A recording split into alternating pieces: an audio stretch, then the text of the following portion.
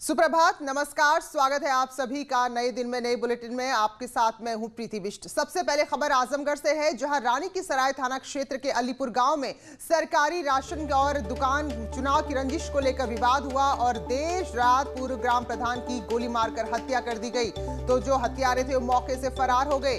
अब ग्रामीणों में काफी गुस्सा भी है और तनाव भी इलाके में बना हुआ है। तो पुलिस ने इस मामले में 2 महिलाओं समेत 4 लोगों को हिरासत में लिया है। मामले की जांच की जा रही है। तो जो पूर्व प्रधान के परिजन है वो गांव के ही कुछ लोगों पर आरोप लगा रहे हैं। तो ये बड़ी खबर है, पूर्व ग्राम प्रधान की हत्या कर दी गई। तो बताया जा रहा है कि कोटे के साथ साथ चुनाव को लेकर रंजिश थी, जिसके चलते देर रात इस घटना को अंजाम दिया गया। तो परिजन गांव के ही 3 लोगों पर आरोप लगा रहे हैं। फिलहाल यहाँ महिलाओं समेत कुछ लोगों को हिरासत में लिया गया है। तो कुल 4 लोगों को हिरासत में लिया गया है, जिनमें 2 महिलाएं शामिल हैं और पूरे मामले की पूछताछ पड़ताल की जा रही है।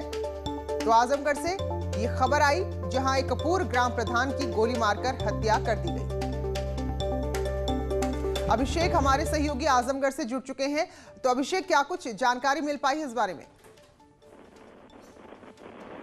जी प्रीति, बिल्कुल आपको बताना चाहेंगे, आजमगढ़ जिले के रानी की सराय थाना क्षेत्र का अलीपुर गांव है, जहां के पूर्व ग्राम प्रधान राजेश यादव अपने गांव के ही एक व्यक्ति के यहाँ देर रात बैठे थे और वहां दावत चल रही थी कि इसी बीच गांव के ही 3 युवक आते हैं और घर में घुसकर ताबड़तोड़ फायर करते हैं, जिसमें राजेश यादव को गोली लगती है और लहूलुहान होकर राजेश यादव वहीं गिरते हैं और मौके पर इनकी मौत हो जाती है। जिसके बाद जैसे ही सूचना मिलती है कि पूर्व ग्राम प्रधान की हत्या कर दी जाती है, गाँव में पूरा सनसनी जाता है और गांव में तनाव हो जाता है। मौके पर पहुंची पुलिस किसी तरीके से शव को अपने कब्जे में लेने की कोशिश करती है, लेकिन गांव वाले शव को देने से इनकार कर देते हैं। जो प्रथम दृष्टया अभी तक मामला निकल के आया है, करीब 1 साल से जो है दोनों के बीच कोटे की और चुनावी रंजिश को लेकर की विवाद चल रही थी। बीच में मारपीट भी हुआ था और मामला थाने तक पहुंचा था, लेकिन रानी की सराय दोनों को समझा बुझाकर छोड़ दिए थे और कोई बड़ी कार्रवाई नहीं की थी, जिसकी वजह से आज इतना बड़ा हादसा हुआ है। परिजनों का साफ तौर पे कहना है कि पुलिस की बड़ी लापरवाही की वजह से पूर्व प्रधान राजेश यादव की गोली मारकर हत्या कर दी है। तो कहीं न कहीं आजमगढ़ में लगातार पुलिस की लापरवाही से, छोटे लापरवाही से बड़ी वारदात को अंजाम दिया जा रहा है। तो वही आपका कहना है कि शुरुआत में इन शिकायतों को नजरअंदाज किया गया, जिसका ये नतीजा है। शुक्रिया अभिषेक आपका जानकारी के लिए। तो फिलहाल अब कार्रवाई की जा रही है, क्योंकि गांव के ही लोगों पर परिजन आरोप लगा रहे हैं। उधर अलीगढ़ में दबंग ने टायर की दुकान चलाने वाले एक युवक को गोली मारकर मौत के घाट उतार दिया। आरोपी घटना को अंजाम देकर आराम से मौके से फरार भी हो गया। युवक की हत्या की सूचना मिलने पर पुलिस मौके पर पहुंची है। शव को पोस्टमार्टम के लिए भेजा है और आरोपी की तलाश की जा रही है। तो ये पूरी घटना थाना सिविल लाइन क्षेत्र के शमशाद मार्केट की है।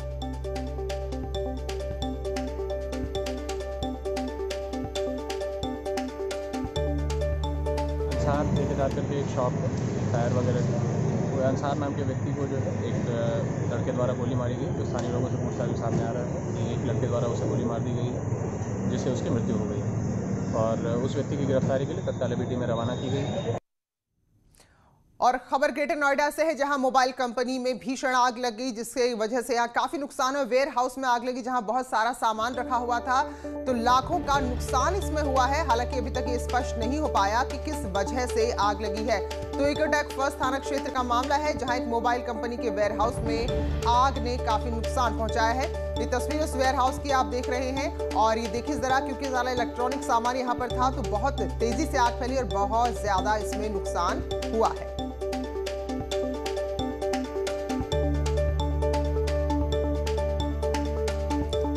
तो ये तस्वीरें हैं ग्रेटर नोएडा की इकोटेक फर्स्ट थाना क्षेत्र में, जहां एक मोबाइल कंपनी का वेयर हाउस था और उसमें अचानक से आग लग गई। हालांकि अभी ये स्पष्ट नहीं है कि किस वजह से आग लगी, कोई लापरवाही अंदर हुई, शॉर्ट सर्किट हुआ या क्या पूरा मामला है। लेकिन नुकसान इसमें बहुत ज्यादा हो गया है, क्योंकि वेयर हाउस था तो बहुत सारा सामान, बहुत सारे मोबाइल यहाँ पर रखे हुए थे, जिससे कंपनी को अच्छा खासा नुकसान यहाँ पर हो गया।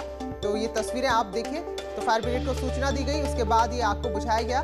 जो लोग यहाँ पर काम कर रहे थे, सब में यहाँ पर हड़कंप मच गया। तो फिलहाल किसी तरह की कोई जनहानि नहीं हुई, इतनी राहत की बात जरूर है, लेकिन नुकसान काफी बड़ा हो गया है कंपनी का।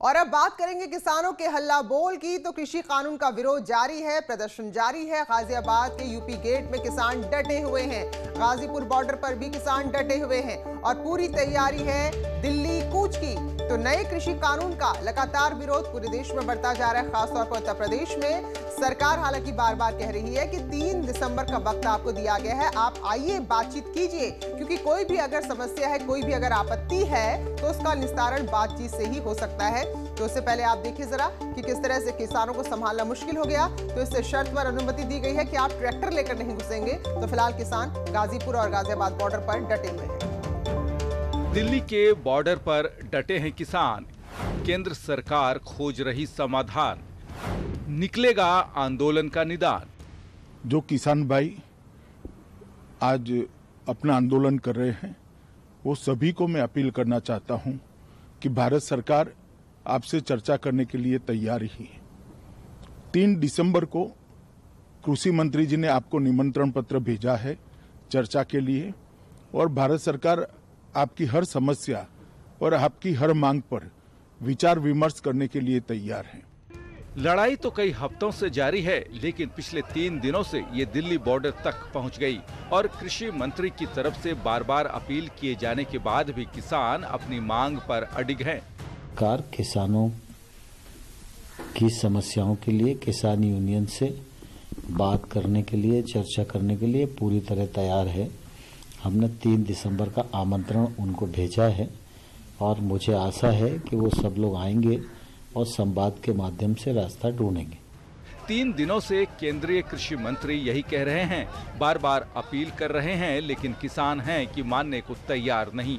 उम्मीद का तो पता नहीं, लेकिन दिल्ली जा रहे, बातचीत करेंगे सरकार से। क्या बात करनी है आपको सरकार से, बताइए। देखो, एक तो एमएसपी का बड़ा सवाल देश में है। एमएसपी से नीचे कोई खरीद ना हो, ये गारंटी कार्ड सरकार को देना पड़ेगा। अच्छा। जो भारत सरकार ने जिन फसलों की एमएसपी तय करी है, वो उनको पूर्ण रूप से देना पड़ेगा। हाँ, किसान जाना चाहें, उन्हें वहाँ जाने की अनुमति मिलनी चाहिए।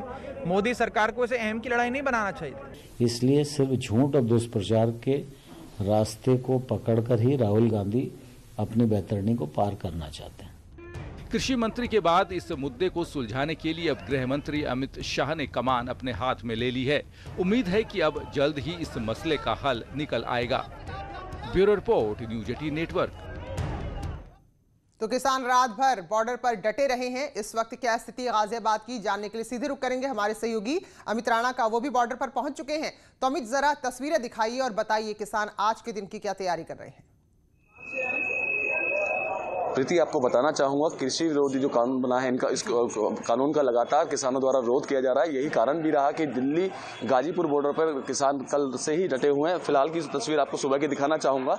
रात भर ये किसान यहाँ रहे, हुक्का इनका यहाँ चल रहा है। इनकी ठिठोली बता रही है कि किस तरीके से रात भर यहाँ डटे रहे हैं। आग यहाँ जलाई हुई है, अलाव यहाँ जलाया हुआ, साथ ही चाय भी बन रही है। इन किसानों का साफ तौर पर कहना ये है कि जो किसान विरोधी नीति है उसके खिलाफ ये लोग प्रदर्शन कर रहे हैं, एकजुट हुए हैं और लगातार इसका प्रदर्शन करते रहेंगे। उन्हें दिल्ली जाना है किसी भी कीमत पर। कुछ किसान मेरे साथ हैं, उनसे जानूंगा और बात करूंगा। बाबू जी, कब से रुके हुए हैं यहाँ पर? हम जी 28 तारीख से रुके हुए हैं हम। अच्छा, तो क्या नीति है, अब क्या करेंगे? हम जो है इतना, हमारी ये कानून जो है इनका बनाया हुआ जी, जो किसान कानून चाहता है स्वामीनाथन की रिपोर्ट लागू हो, मूल्य सूचांक से जोड़ा जाए किसान को, उस कानून को तो हिलाए नहीं रहे। नए नए काले कानून किसान पर थोपने पर लगे हुए हैं। हाँ। तो इतना इनमें जो है संशोधन नहीं होगा। हाँ। इतना हम यहाँ से नहीं हटेंगे। अच्छा, कहा ये भी जा रहा, कृषि मंत्री भी कह चुके हैं और अमित शाह भी ये कह चुके हैं 3 तारीख तक के लिए आपके दरवाजे खुले हुए हैं, आप आइए और बात करिए। नहीं, किसान को एक बात तो, जो भूख तो लग रही है अब, और रोटी मिलेगी क्या नाम है 3 तारीख 4 दिन के बाद, तो किसान क्यों रुकेगा जी। जब हमारे किसान हरियाणा पंजाब के, उन पर पानी की बौछारें, गोलियां चलाई जा रही है, रबड़ की गोलियां चलाई गई, तो हम वो भी तो हमारे हैं। हम तो इसका विरोध कर। देखिए, साफ तौर पे कहना यह है कि किसान विरोधी सरकार है और किसानों पे जिस तरीके से गोली चलाई जा रही है, चाहे वो पंजाब के किसान हो चाहे हरियाणा किसान हो। बाबू जी, आपसे जानना चाहूंगा कि क्या मांगे हैं आपकी, किस लिए बैठे हैं आप यहाँ? भाई, हमारे फसल के सही तो हमें दाम मिले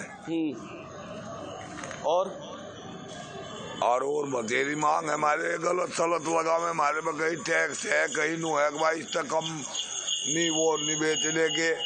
बिजली के दाम बढ़ा दिए, गंजे में कुछ बढ़ाते नहीं, हमारे फसल के दाम हमें मिलते नहीं। रात से यहाँ बैठे हो, अब क्या दिल्ली जाएंगे? हाँ, गंजे के एरिया और दिल्ली में जाएंगे, दिल्ली खतर ही तो आ रही। बिल्कुल साफ तौर पे कहना इनका है कि दिल्ली जाना है इनको, और जो इनके जो बिल हैं उन बिल को ये कह रहे हैं वापस लिया जाए, क्योंकि जिस तरीके से किसान का जो गन्ने का मूल्य है वो नहीं मिल रहा है, जो उनके ऊपर बिजली के बिल बकाया है, जो एक्स्ट्रा लिया जा रहा है, उन सभी को वापसी लिया जाए। तमाम इनकी वो मांगे हैं जिनको लेकर किसान लामबंद हुए हैं। यही कारण है कि आज जो धरती पुत्र कहा जाता है किसान आज सड़कों पर है, और जिस तरीके से रात भर इन्होंने यहाँ बिताई है, अगली रणनीति तय करने के लिए कह रहे हैं कि जैसे इनके किसान नेता आएंगे हलचल भी बढ़ेगी और कूच करेंगे। तो आप तो डटे हुए हैं यहाँ पर इनके साथ, तो नजर बनाए रखेगा। बहुत बहुत शुक्रिया फिलहाल के लिए।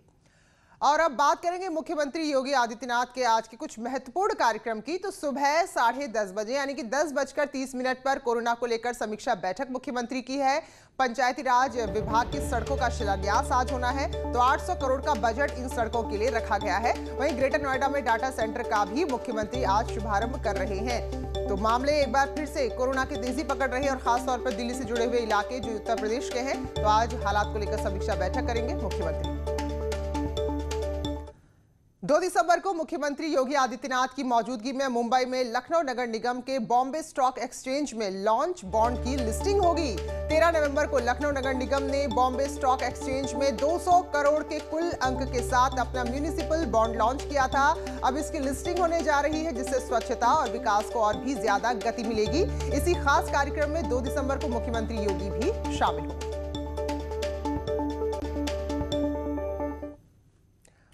ओवैसी के गढ़ में बीजेपी की हुंकार। हैदराबाद निकाय चुनाव में बीजेपी ने अपनी पूरी ताकत झोंक दी है। पहले जेपी नड्डा गए, फिर योगी आदित्यनाथ गए, और अब गृह मंत्री अमित शाह हैदराबाद में चुनावी रैली करने जा रहे हैं। तो ये पूरी तरीके से दिखाता है कि इस चुनाव को बीजेपी कितनी गंभीरता से ले रही है। तो बीजेपी की ओवैसी को उसी के गढ़ में चौतरफा घेरने की पूरी तैयारी है। तो ग्रेटर हैदराबाद निगम का जो चुनाव हो रहा है अभी राष्ट्रीय मुद्दा बन गया। जाहिर सी बात है, जब देश के गृह मंत्री, बीजेपी के राष्ट्रीय अध्यक्ष और बड़े बड़े नेता योगी आदित्यनाथ वहां पर पहुंच रहे हैं, तो 150 सीटों के लिए 1 दिसंबर को होने वाले मतदान के लिए बीजेपी के बड़े बड़े दिग्गजों ने हैदराबाद में हुंकार भरी है। कल यहां मुख्यमंत्री योगी आदित्यनाथ पहुंचे थे और ओवैसी के गढ़ में उसे ललकारा।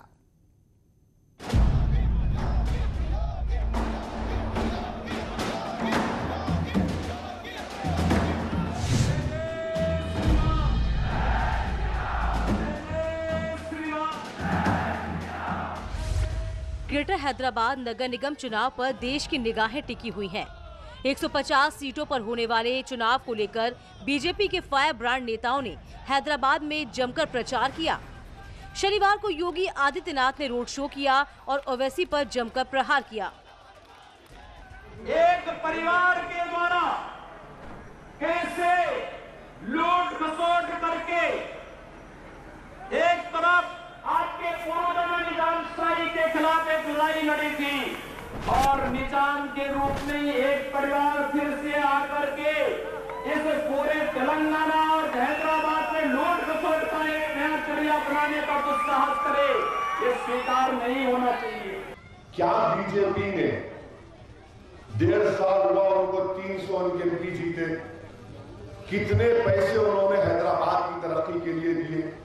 क्या बीजेपी ने लंगर हाउस में कोई ड्रेनेज के लाइन के लिए पैसे दिए मरकज की ग्रांट की तरफ से? क्या बीजेपी ने लंगर हाउस में जो पीने के पानी के लाइन के लिए कुछ पैसा दिया? सीएम योगी ने सभा को संबोधित करते हुए कहा कि हैदराबाद को भाग्यनगर बनाकर विकास की बुलंदियों तक पहुंचाना है, जिस पर ओवैसी ने पलटवार भी किया। हम सबको तय करना होगा कि हैदराबाद को भाग्यनगर बना करके फिर से विकास की नई बुलंदियों तक पहुंचाना है। आज बीजेपी आकर मजलिस के ऊपर तनकीद करके हैदराबाद में नफरत का माहौल पैदा करके ये समझती है कि फिरका परस्ती को उठाकर बीजेपी अपने लिए हासिल करेगी। मुझे यकीन है कि हैदराबाद की आवाम बीजेपी के नफरत के पैगाम को मुस्तरद करेगी। बिहार विधानसभा में एआईएमआईएम के विधायक के हिंदुस्तान न बोलने पर योगी ने जमकर प्रहार किया। योगी ने कहा कि एआईएमआईएम को हिंदुस्तान बोलने में संकोच होता है। हिंदुस्तान में रहेंगे हिंदुस्तान का खाएंगे, लेकिन जब संविधान की शपथ हिंदुस्तान के नाम पे लेने की बात आएगी, हिंदुस्तान नाम बोलने में संकोच करेंगे। ये MIM की असलियत को बताने का कार्य करता है। मुझे जीना कहा गया, क्या मेरी इज्जत नफ्स नहीं है? मैं भारत का एक मेंबर ऑफ पार्लियामेंट हूं, जो संविधान पर अल्लाह के नाम पर हो किया हूं, और मुझे आप जिना पुकारते हैं और कोई एक्शन नहीं लेती पुलिस। दरअसल ग्रेटर हैदराबाद नगर निगम की 150 सीटों में से 4 जिले और विधानसभा की 24 सीटें आती हैं। साथ ही 5 लोकसभा सीटें भी नगर निगम में आती हैं और यही कारण है कि हैदराबाद नगर निगम का चुनाव पर देश की निगाहें हैं। Bureau report, news 18।